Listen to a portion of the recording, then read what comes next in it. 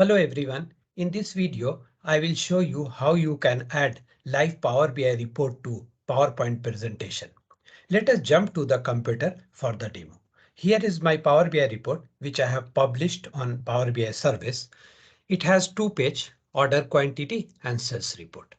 So let me go to sales report, and here you can slice your visual.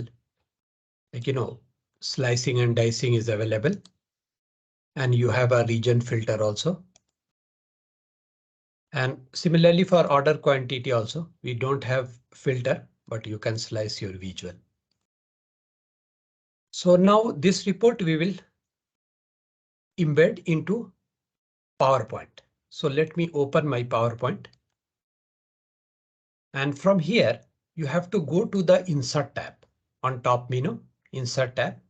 And from Insert tab, you can click on My Add-in, See All. So here I have a two add-in. One is the Power BI and another is for Excel.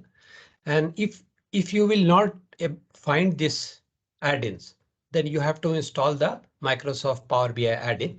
And if your laptop or machine is PC is managed by your company admin, so you have to request or send a request to IT department to install this Power BI add-in. So let me select this one and let me click add. So my add-in is added on the PowerPoint presentation page.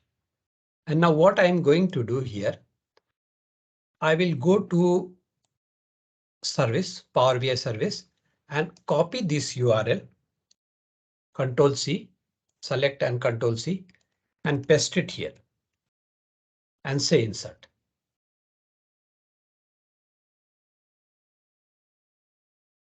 Now this report is added here.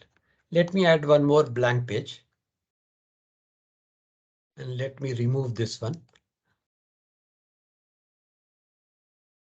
And here again, I will go to second page, sales report. I'll copy the URL and I will again add in.